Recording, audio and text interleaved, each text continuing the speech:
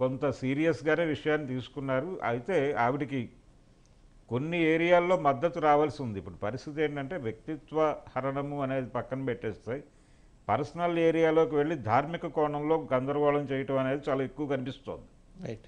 ఈ శాంతి ఎపిసోడ్లో. అంటే మోరల్ యాంగిలే ఎక్కువ కనిపిస్తుంది. మోరల్ యాంగిలే, మోరల్ జడ్జిమెంట్సే పాస్ చేస్తున్నారు. గతంలో కూడా ఇలాంటి మోరల్ వ్యవహారాల్లో జగన్మోహన్ రెడ్డి గారు కూడా ఇలాంటి తప్పే చేశాడు. అంటే ఆయన కూడా పవన్ కళ్యాణ్ని కార్నర్ చేసేటప్పుడు పవన్ కళ్యాణ్ పొలిటికల్ స్టేట్మెంట్సో లేకపోతే ఆయన పొలిటికల్ ఐడియాలజీ మీదో దాని మీద విమర్శలు మానేసి ఆయన వ్యక్తిగత వ్యవహారాల్లోకి వెళ్ళి ఆయన పెళ్ళిళ్ళ గురించి మాట్లాడకూడని అంశాలు. నిజానికి అది ఒక రకంగా రాజ్యాంగాన్ని వ్యతిరేకించడం, చట్టాన్ని వ్యతిరేకించడం. ఎవరు కోర్టుకు వెళ్ళలేదు కాబట్టి సరిపోయింది. కానీ ఆ రోజున నిజానికి కోర్టుకు వెళ్ళి తేల్చుకోవాల్సిన విషయం అది కూడా. పవన్ కళ్యాణ్ మీద ఆయన చేసినటువంటి ఆరోపణలు కూడా చాలా సీరియస్గా కాన్స్టిట్యూషన్ మీద దాడేయాలి. అంటే ఆయన డివోర్స్ గురించి మాట్లాడటం, డివోర్స్ తీసుకోవటం అనే దాన్ని ఒక ధార్మిక కోణంలో నుంచి ఒక బాధ్యత కలిగినటువంటి ముఖ్యమంత్రి మాట్లాడటం అనేది ఖచ్చితంగా తప్పదు. దాదాపు అలాంటి పని ఇప్పుడు జరుగుతోంది.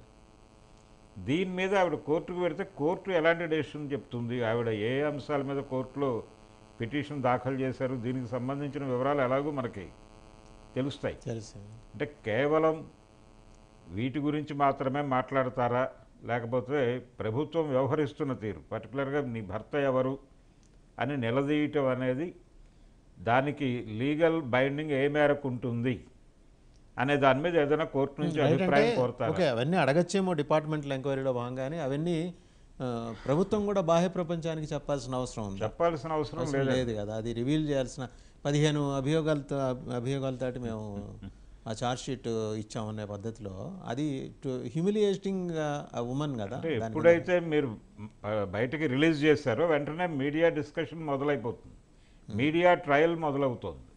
మొదలైంది సార్. పొద్దున కూడా జడ్జిమెంట్లు కొన్ని 4-5 పాస్ అయినాయి. 4-5 ఇదే ప్రాబ్లం ఈ ఏరియాలోకి వచ్చినప్పుడు వాళ్ళు ఏం చేస్తున్నారంటే పొద్దున 8ంటికి జడ్జిమెంటు, 9ంటికి అరెస్టు, 10ంటికి ఏమో జైలుకి తీసుకెళ్ళడం, 11ంటికి బెయిల్ మీద బయటికి రావటం, ఇవన్నీ ఉంటాయి. ఇప్పుడు ఆవిడ ఎపిసోడ్లో జరుగుతోంది. ఆవిడ మొదటి నుంచి మొత్తుకుంటోంది ఏంటంటే, బాబు ఎందుకు ఈ విషయాన్ని హైలైట్ చేస్తున్నారు, ఇది తప్ప వేరే గొడవలు ఏం లేవా అని మాట్లాడుతోంది ఆవిడ.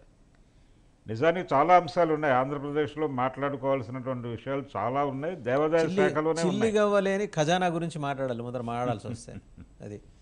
సో ఆ అంశం పక్కన పెడితే సరే, ఇది కూడా ఇంకొక ఉమెన్ ఆఫీసర్కి సంబంధించిందే. స్మితా సబర్వాల్ గారు, ఆవిడ నిన్న ఒక ట్వీట్ చేశారు. పెద్ద అప్రోర్ వస్తుంది. అంటే